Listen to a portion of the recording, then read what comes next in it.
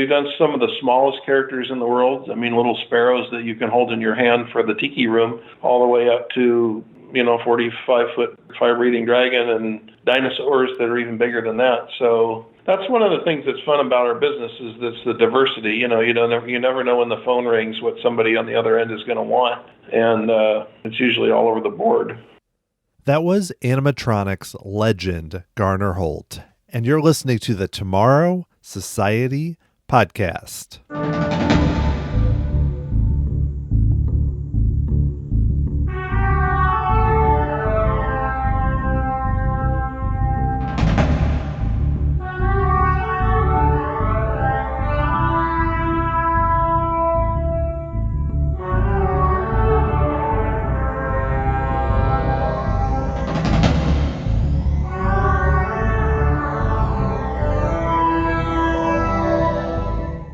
Thanks for joining me here on episode 108 of the Tomorrow Society podcast. I am your host, Dan Heaton. I hope you're all doing okay out there. We are not through this pandemic. I'm sorry to say. I know that we're excited about some theme parks being open, Walt Disney World coming very soon. Disneyland is now delayed. But beyond that, I just want to make sure you're all taking care of yourself.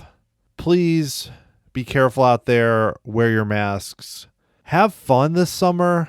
It's a scary time, but I think we can all get through it. It's just going to keep going for now, and you're seeing it with cases rising. That makes me nervous, but I know you're all going to go out there and take care of yourself and just find a way to be safe when you're out in the world. Before I get to today's episode, I wanted to talk about a future episode where back on episode 100, I had a listener question where Jason asked me if I was in charge of Epcot and had an unlimited budget. I narrowed it a bit. What would I do to possibly improve it? I don't want to say fix because I feel like there are good things. I just want to talk about what I would like to see happen at the park. So I gave an answer during that show, but I know that there is so much more I wanted to cover. So I'm going to do a podcast in mid to late July where I go through what I would do if I was in charge. And again, this is not something where I think I'm smarter than Imagineers or Disney leadership or anything like that. This is just a fun exercise where I can say, here's things that I really would like to see happen at Epcot. So I'm going to do that show. But something that I thought would be really fun is to have you submit your ideas for what you would like to see at Epcot. So I'm going to go through my ideas during that podcast and then have a segment at the end where I talk about your ideas. I will read out the ideas, but also give my reactions to them. So it's more of a dialogue. I'm not going to just read out what you said and not respond. So if you have some ideas that you would like to see happen at Epcot, it can be Future World, World Showcase, a certain pavilion, the park in general, whatever you'd like to see. And again, I'm taking this as the way the park is right now, not what it's going to be like when they add the neighborhoods and everything. What it is right now. And then again, assuming that some of the really big projects like Guardians and Ratatouille are still going to happen. Now, if you want to stop those projects, feel free. But basically taking it as what Epcot will be like now, and also not being as concerned with COVID and with the fact that projects might not happen. Just kind of thinking of it as an exercise for when at some point, if the parks are able to function more as normal and Disney's going to put more money into it, what would they do? So how do you submit it? Well, send me an email, dan@tomorrowsociety.com. That's probably the best way. You can also message me on Twitter, TomorrowSOC, or of course, Facebook, Instagram, Tomorrow Society. And if you really want to go all out, if you're capable, create an MP3 or do a voice memo on your phone. You can even do that. You don't even have to have that much. That'll go into an MP3. Send it to me by email. And as long as, the sound quality is okay and it's not too long, keep it around a couple minutes at most. I would love to play that and respond to it. I think that would be really fun. I've never done something like that before, so this may not work out, but email me, let me know what you think. And I think it'll be really fun to kind of have that interactive podcast and see how this works. It was fun to answer questions on the 100th episode, which is really what gave me this idea. And I'd love to do it more in the future. And please submit your ideas by Friday, July 10th, which is about a little less than 2 weeks from now, and I'll try to get him on the show. For today's episode, I was really excited to get the chance to talk to Garner Holt. He is the owner and president of Garner Holt Productions. They are the company that creates animatronics for Disney, so many other companies around the world. You know, they've done a lot with Knott's Berry Farm, with Cedar Fair, with upgrading those attractions. A lot of the animatronics that you love at the parks right now were created by Garner Holt Productions. So it was really cool to get to talk to him, learn about his background, hear some stories about the Dragon for Fantasmic or Haunted Mansion Holidays, some of the early projects, and just find out what he thinks about the industry. And then he also gives some good advice about if you're interested in getting in the industry. Garner has had quite a career, and I really appreciated the chance to get to talk with him and learn more about how he got to where he is today. So let's get right to it. Here is Garner Holt.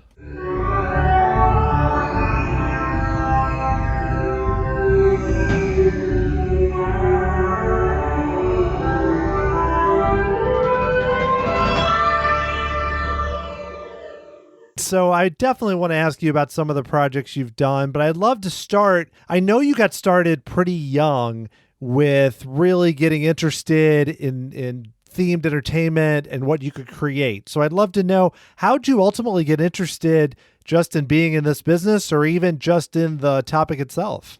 Well, my entire family, when I was, from the day I was born to, I got to be probably 10 or 12 years old, my family was in the horse business. Where they dealt with horses, rodeo. I had uncles that were in rodeo, and my parents had race horses, and so I was on the back of a horse from the day I was born until I was about 10 years old practically. So I think my parents really wanted me to be a veterinarian when I grew up, so I'd be able to chip into the horse family and take care of the horses for them. But I saw on Wonderful World at Disney one Sunday, I saw a thing about this place called the Haunted Mansion. I was a big fan of the movie monsters, and the Munsters. I watched the Munsters, and I like Frankenstein and, all these, Mummy and all these different movie monsters. I was crazy about those monsters. At night I'd watch the movies, and so this thing came on about the Haunted Mansion, and I asked my parents to take me to Disneyland to see it. I had been to Disneyland when I was about almost 2 years old or so. That was my first trip, and then I hadn't been there since. And I asked them to take me to Disneyland, and they did. And I saw the Haunted Mansion, Pirates of the Caribbean. I was probably 11 or 12 years old. And I literally was so excited and so blown away that I literally still remember to this day leaning over the back seat of the car and telling them the entire way home that that's what I wanted to do the rest of my life, is to build things like that and build places like that. And at that time, I didn't know what, I'd never heard of Imagineering or anything. I didn't know where those things came from, but I told them that's what I wanted to do. And I think they just smiled and nodded. But from that point on, it's like the only thing I've ever thought about, that is related to a career. So when you ultimately started creating, I know like you were in high school and you worked on kind of early animatronic-like figures. I think you did an Uncle Sam. How did you go about learning how to do that, or even putting something very early on together? Well, I basically came home right after seeing Disneyland and set up a card table in the garage and started tinkering with trying to build, little things that, I went to swap meets and things with my parents, and I'd buy old mannequin parts and, things like that. My first figures, the Uncle Sam figure that I did for when I was in high school, they were just made out of, I think the framework that was in the Uncle Sam, the steel, was basically a bunch of pieces of fence posts that were steel fence posts in my dad's ranch that I cut down with a hacksaw. And I bolted door hinges on them for the knees, you know what I mean? So it was very, very, very, very crude, with, like somebody would do with virtually no funds, And I learned about pneumatics through a couple different sources. In my junior high school class, we had a bunch of magazines in the back of the classroom, and that had, mechanical design magazines, that type of thing. And I saw a lot of ads with pneumatic actuators and things. And I learned about these things from talking to, subsequently going back to Disneyland. And before I could even drive, my mom would take me there and drop me off with my friends. And we used to talk to the maintenance guys, and they would say, well, we use, actuators, pneumatic actuators and that. So I saw these things in catalogs. And I started to write these places and found out that, I could, there were some real inexpensive parts I could buy. Some places would, of course I wrote saying I'm Garner Holt Productions, so a lot of them would even send me free stuff, And so I got a bunch of junk and put it all together and made the figure work somehow, but it did work, and it debuted when I was in junior high, or my junior year of high school. We did a whole thing for the bicentennial, and it was the Uncle Sam figure was like the focus of that. So how did you ultimately then, I know that you hadn't worked for Imagineering, but you did come into contact with some people at Disney around that time based on that project. So how did that end up happening? The first Uncle Sam was just kind of a pile of junk, but it worked, but it was just very crude. But so then I spent a bunch of time doing a second version of Uncle Sam, which turned out a lot better.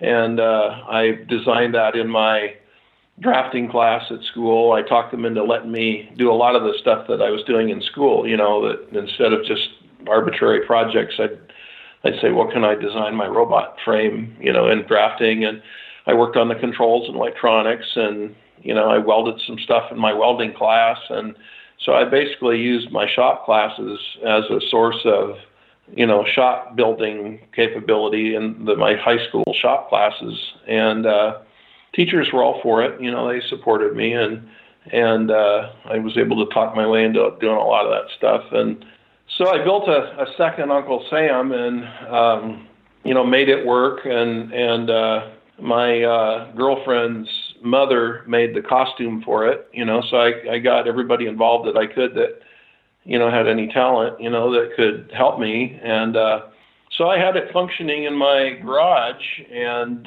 I'd bring people over to see it, and people coming from, various places and do articles and things on it. So one of my friends one day says, well, why don't we film this? And because back then there wasn't, video cameras weren't around much, but we did have in my high school class, I had a video class in high school. They had a camera and a great big old Beta tape machine, and so I asked them if I could borrow it, and I took it to my garage and I filmed Uncle Sam. And I remember I had a blue bedspread, and I hung the bedspread up behind Uncle Sam from the ceiling to give it a background, just a solid blue color. So I filmed Uncle Sam, and we got it on a VHS tape. And my friends, said, a lot of my friends that would come see it, they said, well, send that tape to Disneyland. And I said, well, that's, nobody's even going to look at it. I mean, nobody's going to even care, but I said, okay, well, let's, I didn't feel like it was worth doing, but I did it. Sent it to Imagineering, and a couple, maybe 3 weeks later, phone in the house rings, and my grandmother answers it, comes into my bedroom and says, Garner, there's somebody from Disney on the phone. And I about fell out of my chair. I couldn't believe it, so I went and talked to them, and they said, we want to send some engineers out to see your Uncle Sam figure, and that was how I got them to come out. And they came out and looked it over, and, we talked about it, and it was probably one of the greatest days of my life at that point. So after that point, you mentioned Garner Holt Productions, which I know at the beginning was a way to get started. But what were some of the early years like in the 80s and early 90s for your company, when you were just kind of getting rolling and trying to do some projects? Right after the Disney people visited me, the first thing I said to them was, you got to see my workshop, which was in the garage. I said, can I see your workshop? So they said, well, sure. So I had a day-long visit with Imagineering, and I decided at that point I wanted to be an Imagineer. I wanted to work at Walt Disney Imagineering, which was WED at the time. It was called WED Enterprises. And I focused really hard on doing that, and it just never came about for various reasons. It never ended up working well. They wanted me to go back to school, and so I thought, well, I'm going to make my own operation work, and then if it doesn't work, I'll just go back to school and work there. And I was kind of disappointed it wasn't working out, me working there. So I started tinkering with things in the garage, and I, started doing some things for malls, and I continued to work on haunted houses that I was building in malls throughout Southern California. I did animation for haunted houses, and I did some mail order stuff, and I did this and that. And so pretty much through the 80s, from the 79, 80, probably up until 87, 88, I moved out of the garage. I moved into a little small shop on Sierra Way in San Bernardino, and I pretty much lived there, practically, slept in a sleeping bag on the floor a lot of the time, and I was the only employee for probably 7 years. My friends would come over at night and help me work on stuff with, we'd have pizza and that, and I barely made enough money to keep the lights on, and it was pretty much a struggle up through the 80s, but it was real tough. But I did things, all kinds of different projects and small projects of different sizes for malls and mall Christmas trees and haunted house stuff and Halloween decorations and mail order stuff. It was a pretty big struggle, but it worked. It was the beginning. Totally. It's impressive that you were able to do enough to kind of keep it going. But ultimately, I know you were able to start to do some big projects. Like, I'd love to hear about the MGM Grand Adventures theme park that and the Grand Canyon Rapids ride, because I never experienced that, but I love those types of theme parks and really wish I had. But I'd love to know how that you got started on that. I knew I needed, while I was working in my shop in the 80s, like I was just saying, I basically I decided I needed something that would really demonstrate my abilities. I had to do something, and everybody else had a singing bear with a guitar, or somebody had some figure that did something, and I thought to myself, I need something really spectacular, something that does something that nobody else has ever done before. And that's where I came up with a character called Wendell, the unicyclist. So Wendell was a character I came up with, and I started trying to design how a figure would ride. It looked like he's riding a unicycle with no visible means of support. It was kind of a mechanical magic trick, really, is what it is. And I developed it over a couple of years. I built the entire figure pretty much myself, except for the costume again. I still could have somebody help me with that, but I sculpted it and did all the plastics and mechanical and electronics and everything, and it continued to evolve as I built it. It got better and better. I changed it as I kept going and learned, ways to make it do other things, and so that was my calling card. So, I through a whole series of strange events, I finally got in to see the MGM people, and who I found out were building a theme park in Vegas at the time. It's no longer there, but it was there for, 10 or 12 years, I guess. But, I basically got able to bring my tape of Uncle Sam into the Fred Benninger, who was running the entire show. He was the lead guy at MGM, and I finagled my way into 10 minutes in front of him, and I showed him the tape, and I said, Mr. Benninger, if I can do this character, I can do anything that you want in your show, which was called the Grand Canyon Rapids. It was a rapids ride with a bunch of characters. And he agreed. He said, wow, that's the most amazing thing I've ever seen. So he was able to, I was able to get that job to do those characters. That was the first theme park job that I had, and literally hired, 10 of my friends that the ones that were working at night hanging around, and I literally hired them, and we spent the next 6 months building all the characters for the largest ride in the park. So after that point, you mentioned that was your first theme park job. After that point, did things start to change where you ended up doing, I know you ultimately did some work for Disney with Haunted Mansion Holiday much later, but I'm curious, in the 90s, did you get a lot more projects kind of as a springboard from that? Oh yeah, big time. That was really the beginning, because I was able to show that I worked at a theme park. I mean, when I first went in there, I had no idea what I was doing. I had no clue. I'd never worked for contractors. I'd never worked on a job. I'd never worked at a theme park job. I never built professional figures before. I mean, I had to figure all that out and do it really fast, They asked me for a bid, proposal, a bid, and I'm like, what does a bid look like? I have no idea. I had to ask a contractor friend of mine if he could show me what a bid looked like, a proposal, an RFP proposal, and I'm like, I didn't know anything. And, so basically had to, figure it all out. And actually, Benninger told me, he built a bunch of the hotels in Vegas. He was really a heavy hitter in Vegas. And he told me, he said, if you do a good job on this ride, he said, I'll recommend you to some of my friends and I'll get you, hooked up with some other hotels. And he also looked at me and he said, you do a bad job. And he says, you'll never work in Vegas again and you may not work anywhere else again. They were known for contractors that didn't perform, but for putting them out of business, so I was like, whoa, scary. So we did a good job, and a lot of things came of it. I worked on some Vegas musicals. I worked in different hotels.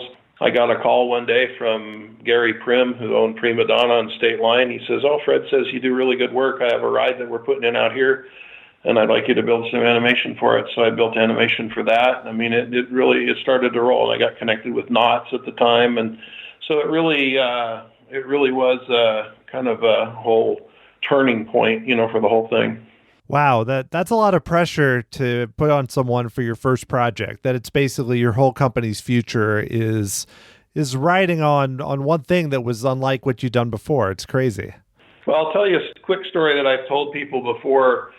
So my friends and I, when Benninger was going to tell me whether or not he was going to use me for the job, they called me to Vegas, and my friends and I drove up there in an old pickup truck. And in fact, some of my friends were even in the back of the truck. Everybody wanted to go, So they were sitting out in front. When I walked out of his office in my suit with my briefcase, that I bought from Goodwill, I'm walking along and I was looking at the ground and I was walking slow, and they basically all thought that I didn't get the job because I looked so dejected. And the reason I looked dejected is because I did get the job, and I was walking along there thinking, what the hell have I done?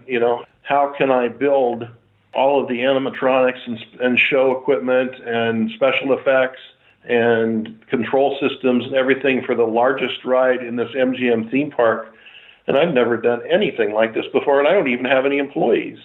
At that point, at that moment in time, I had 0 employees, and I'd never done anything like that before.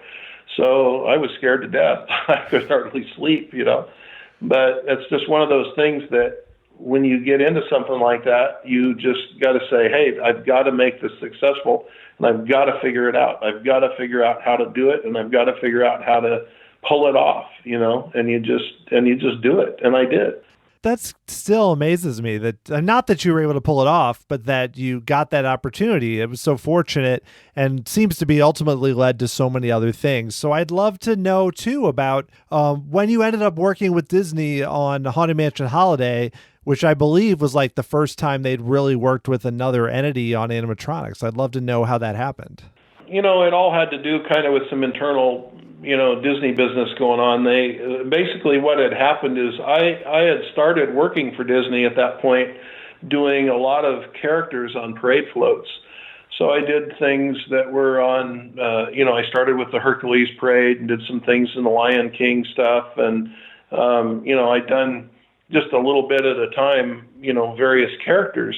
And, Disney took note of that. Every time they'd give me a job to do parade float stuff, it would be bigger the next time because I kept doing a good job, and it would get more and more work. So all of a sudden they had this show, which was they were going to do an overlay, a Christmas overlay, and I'd already been involved with an overlay. I had already done Small World, the Christmas tree at the finale scene, and it wasn't animated, but I just wanted to get my foot in the door in an attractions, and so I did some stuff that was props, So they knew me, they knew my name and everything else. And apparently, just in a nutshell, they were looking at the costs of doing that show internally, and the costs were very, very high for them to try to do it internally, like they would build another attraction or something. And somebody said, well, this guy over here, Garner Holt, does really high quality animation, so why can't we look at somebody like him?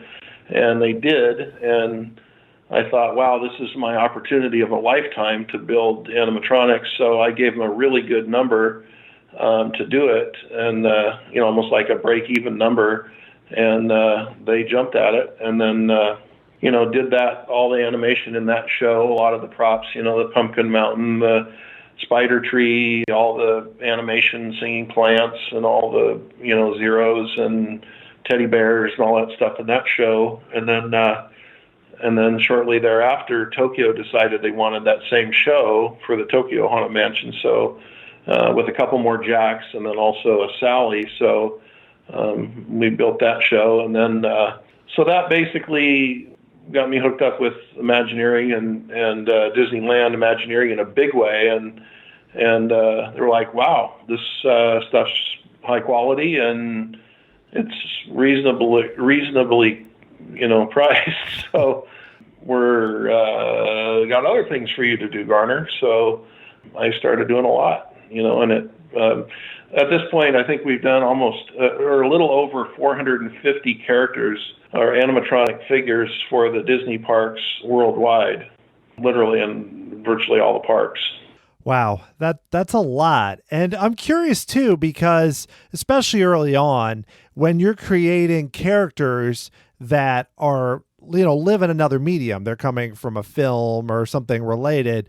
I mean, what's that like to try and recreate them? Or because, I'm sure the standards, unlike something where you're, that doesn't have an IP associated with it, how challenging is it then to create something where you're trying to match a character that people already know? Well, it is a challenge, and we've excelled at that basically, and we spent a huge amount of time honing our skills to be able to do that. And we've worked with IP characters from for everybody. I mean, Disney and Pixar and DreamWorks and Illuminations and you name it. And we that's one of the things that they're very, very touchy about is, if DreamWorks comes in and says, okay, you're going to do a Madagascar ride, like we did in Singapore. We did all those characters. We did over 100 characters there in that Singapore ride. And, they basically, you're basically dealing with their children in a sense. And it's like they are very critical. And, I've just amassed some really incredible talent here. We have, some sculptors, both CG sculptors and, regular, hand sculpting that, between the two, we nail them every time. And that's why they keep coming back to us over and over, all those kind of companies, because they know that we can nail it. I mean, I have probably, we've got about 80 characters out in the shop right now that are all IP characters. And we've got about 40 more that aren't. But we've got about 80 characters that we're building right now, and every one of those 80 is exact likeness of an IP character that exists in a film. They have to be right on the money, and they're very critical about that. And it's a challenge. We like that. I mean, all the fabrics have to be perfect, and all the costume, all the the colors have to be perfect, the shapes, the sizes, everything has to be, even the movements. We enjoy working with companies doing that. Oh, definitely. And you can tell that the fact that you've done so many projects that you've been able to do such a good job with it.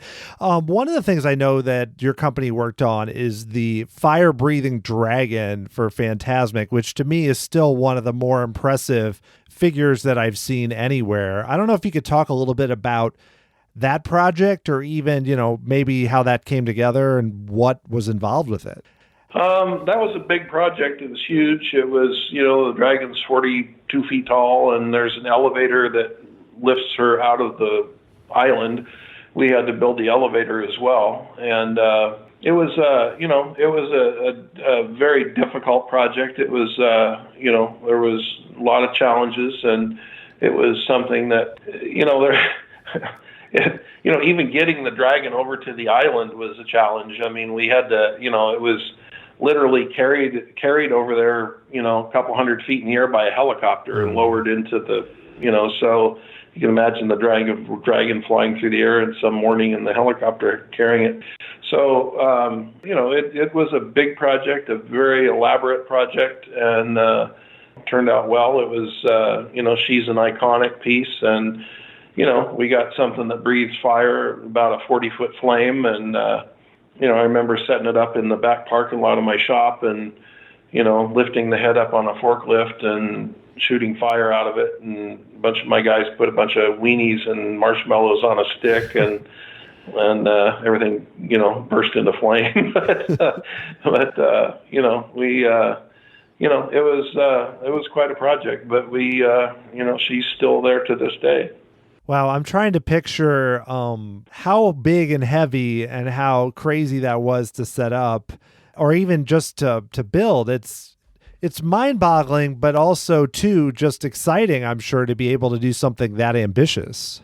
Well, we built it out. A big piece of it we built outside because it wouldn't fit in the shop. We couldn't build the elevator and all of that in the shop. It was just really a massive piece. And, we built it outdoors and had, some tents and things over it, but because it was so tall. Yeah, just moving all that stuff, logistics of moving it and making it work, and, controls and, everything that goes along with it. It was a very big piece, and we've done some of the smallest characters in the world. I mean, little sparrows that you can hold in your hand for the tiki room, all the way up to 45-foot fire-breathing dragon and dinosaurs that are even bigger than that. So that's one of the things that's fun about our business is this the diversity. You never know when the phone rings what somebody on the other end is going to want, and it's usually all over the board.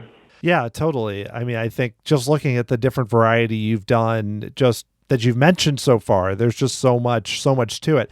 I'd love to ask you too, you mentioned Knott's Berry Farm earlier, about some of the rethemed attractions. You've created figures, I know, for the Calico River Rapids, which just opened last year, and then also some of the other attractions they've done in Ghost Town. What's that been like to kind of work with Knott's over the years, but especially to kind of bring in a modern sensibility to some of these older attractions? Well, that's been a lot of fun, especially because they're very meaningful to me personally, because I remember going through the Calico Mine Ride sitting on my dad's lap, when I was a little kid. My dad liked the Western nature of, the knots, and going through the log ride there, as a kid. So I remember them, and the log ride and the mine ride got to the point to where they were in such disrepair that, they were almost talking about getting rid of the attractions, but fortunately they gave us the opportunity to come in, and we did several hundred figures between the two of them, put in new figures and, new animation and new effects, new storyline. We, worked with Knott's to do, a whole ton of work to get them back to the point to where actually better than they were originally, because, when Bud Hurlbut built those attractions back in 1960, really the log ride opened the year I was born. They didn't have animatronics per se back then. They had a lot of motorized stuff, but they didn't have real animatronics in those days. Walt was just beginning animatronics right there with the tiki room and that. So we were able to, put things in there that they never would have had available before. And I think it, made the rides renewed the rides, in a sense, and made them a whole new attraction. So Knott's is very pleased. That's why they keep hiring us to do, subsequent things. And, we're happy to be there. It's a great place, Totally, yeah. And I remember I went on those as a kid, the log ride and the mine train, and seeing them now, they do almost look like kind of this odd mix of an old classic attraction with new, like you mentioned. And it's just really exciting to see them stay rather than being replaced. Like they can find a new way to make them, to keep the history but make them new. And I love that. It's awesome to see. Yeah, those are iconic attractions. Bud Hurlbut was way before his time, and some of those things like that mine ride, you go on that mine ride when I was a kid, I used to think that was a real mine, it was so impressive and so immersive as an environment, a themed attraction. And, Walt Disney would go through those attractions and ride them and marvel at the immersive nature of those things and how realistic they were and everything else. And, there's no doubt that Walt took a lot of that back with him and, used some of Hurlbut's designs that were, like, say, ahead of his time, and at least thinking about those going, wow, these are kind of the forerunners of, and they truly were, the log ride and the mine ride were really kind of forerunners of, what was to be an immersive dark ride. There was nothing like that. The only thing like that before that was, a few attractions, maybe like the Santa Cruz Cave Train and, a couple things like that were almost like your love tunnel things, they used to have when they would have like boats going through the tunnel of love and all that in a amusement park. But, that's about as immersive as it would get. And, these are iconic attractions that really kind of formed the whole future of immersive rides, I think. I think you make a great point about just where they started, and seeing them around is so great. Well, I want to make sure and ask you about a few more recent things that you've been involved with. One that I found so interesting is the Living Faces of History, where you came out with the YouTube video of the Lincoln animatronic and how incredible that looked, and some of the other faces that were kind of going. Just the animatronics look so impressive. So I'd love to hear you talk about, that project and even some of the latest technologies you're using. Well, I kind of did that as I kind of challenged myself, because, others were trying to do some things with expressive faces, and people were looking at that, and I think that I can probably do better than that. And I kind of challenged myself. I'm thinking, I wanted to, take the opportunity to, kind of go off on a side project and develop an expressive face technology that, unlike anybody else had ever done. So really got into spending a lot of time designing that and building it. And, I was really excited about it. Continued to be excited about it. We're on the next phase of it now, or actually the third phase of our development in the expressive capabilities, and really having a lot of fun with it. It's something I think it's going to be just bringing these things closer to, the whole thing that we do in animatronics is the illusion of life, and it's kind of like, I guess we're equated to magicians in a sense. You're taking something that's not real and not really happening and trying to convince somebody that it is. And, we're taking plastic and acrylic and motors and cylinders and things and trying to make them look like they're alive and trying to fool people. And, it's just kind of a challenge. It's kind of fun, and I really have enjoyed working with the expressive figures. There's a couple of really good YouTube videos of our heads out there, the couple of different heads that we've done, the Lincoln and the Cockney character. And then we have a female that we're doing right now, which is she's kind of a fairy-like character, and it's going to be really cool. Yeah, I mean, the videos I've seen are so impressive and really excite me about the future. I mean, what do you think when you're looking ahead to the future about animatronics? What do you think are the next steps, or where would you like to evolve even beyond this in the future?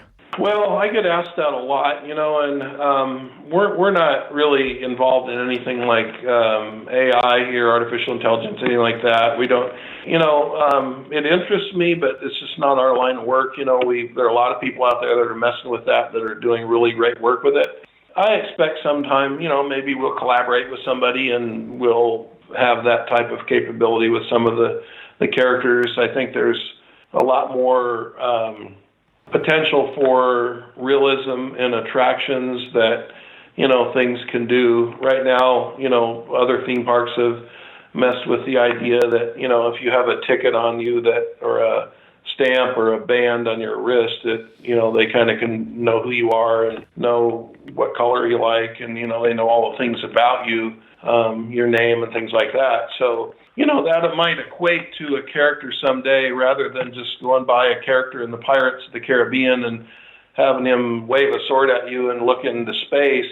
The day might come that the character basically as you go by in the boat, the pirate might look down at you, lock eye to eye with you, and say, "Aye, Billy, step up here and we'll have a sword fight," and your name is Billy, So, that type of thing might be part of the future, getting a little more intensive in the interactivity and the realism of things. And, and I don't know whether that's going to, but I don't know if it's going to work or not, because it might be unnerving. It might not be, it might, it might freak people out, So, I don't know. We just keep plugging forward, and, we build a lot of stuff we do things on our own occasionally, like the Expressive Head, but most of our business is just keeping up with what people call us and say, "Hey, we want you to build this ride," and we've got, 50 characters, and we say, "Okay," and then we start building it, I understand what you're saying about it maybe being unsettling. There's always that line of,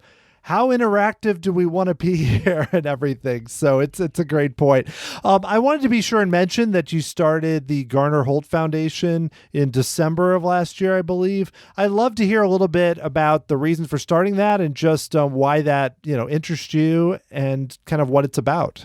Well, we have a thing that we called ETI here. It's called Education Through Imagination. We started a school program to where we're going out to schools and using animatronics to teach kids about animatronics and teach kids about science, STEAM and STEM, projects. And so basically, we got to the point where our education building across the street from our main building here, before this whole COVID thing happened, which is kind of a mess, we were bringing 100 to 150 kids a day through this building, bringing them through on tours of GHP.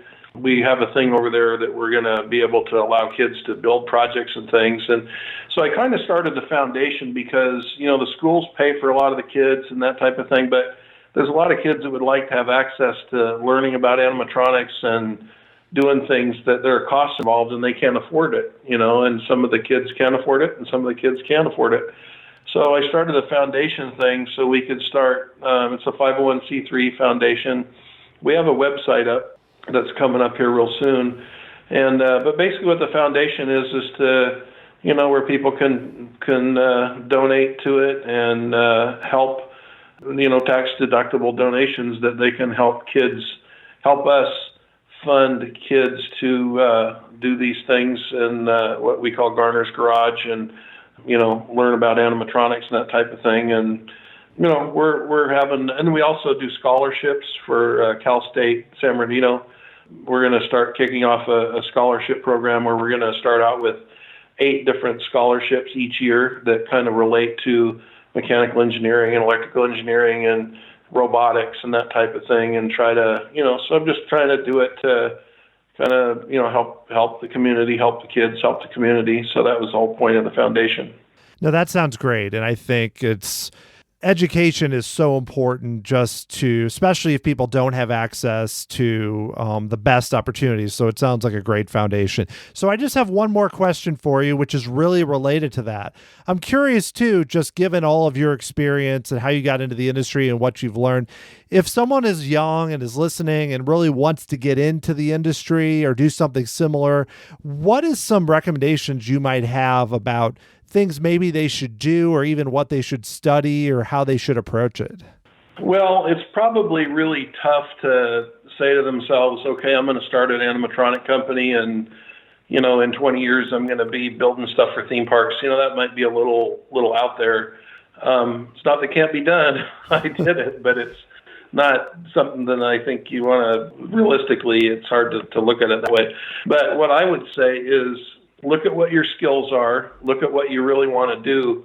If you're so enamored with this and so excited about animatronics and you really want to get into it, figure out what part of animatronics that is good for you. In other words, do you like mechanical engineering? Do you like plastics? Do you like sculpting? Do you like doing costuming? Do you like, what part of it do you like? And get really good at it. Do a lot of either building things on your own or go to school and learn the trade and learn how to do it. Get a degree in engineering and mechanical engineering and in college. Do whatever it takes to get really good at what you do, and then start branching out from there and go to companies that that need those services. Like myself, I have several engineers on board here. I have, costuming people. I have sculptors. I have CG artists, things like that. Or companies like mine or Disney or Universal or other theme park companies all over the world. There's all kinds of opportunities.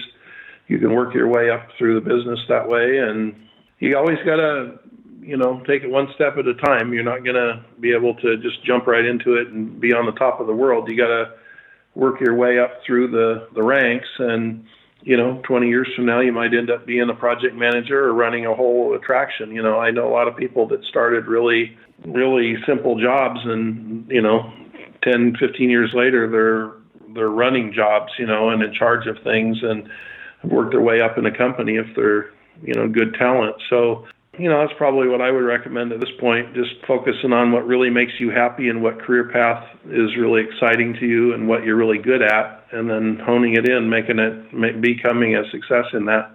No, I think that's a great answer, and it really sums up just how varied the whole industry is. So Garner, this has been great to talk with you, and yeah, I know things are really difficult right now with COVID-19 and everything going on with the industry, but I'm hopeful that down the road things will get better for a lot of businesses, and especially yours. So if people want to learn more about kind of what you're doing right now and in the future, is there a good place they should go to contact you or to learn more?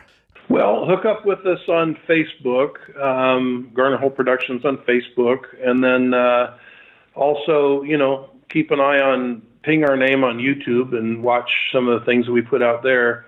On the Facebook thing right now, we've been doing kind of a fun thing we started, a couple months ago. We started doing Throwback Thursdays, and, just so people were asking, like, well, give us something to look at for all of this while we're at home, So we're doing a Throwback Thursday to where we put little bits of, past projects up there. We had some stuff this last Thursday about Thomas the Tank Engines that we worked on, and put up some pictures of inside the shop and all of that. So we're going to do that like every Thursday, and we have other announcements on Facebook about the different films we put out and everything. We're going to do kind of a virtual shop tour here pretty soon. And, that's the best way to kind of keep track of everything going on with us. I think you can look up our website, which is kind of dated a little bit right now, but, we try to keep things out there, so people can see. Excellent. Well, all of those sound like great resources. I've definitely watched some of the YouTube videos that you've put out there, and it's just been, a lot of it's really interesting, and the Facebook info also looks great. So thanks again, Garner. It's been a blast to talk with you. Okay, enjoyed it very much, and hope to do it again sometime.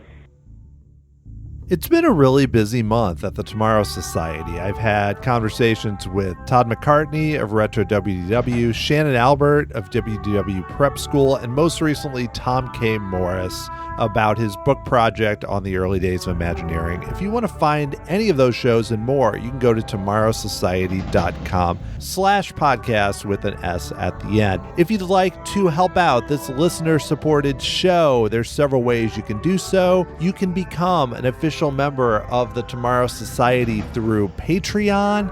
Leave a small monthly contribution and get access to some really cool perks. Go to tomorrowsociety.com/member to find out about that, or you can just leave a one-time donation at tomorrowsociety.com/tipjar. If you'd like to get a hold of me, send me an email, dan@tomorrowsociety.com. Follow me on Twitter at tomorrowsoc, or Facebook or Instagram at Tomorrow Society. The Tomorrow Society podcast is hosted, produced, and edited by Dan Heaton. The music was written by Adam Hookey and performed by the Sophisticated Babies. Next time, I'll be talking with David Green, the co-author of Building a Better Mouse, about his time working on the construction of Epcot Center as an engineer. He's also had some other roles at Disney and just a really interesting career that I think you're going to enjoy hearing about. Thanks so much for listening. Be safe out there. Take care, and I'll talk to you again very soon.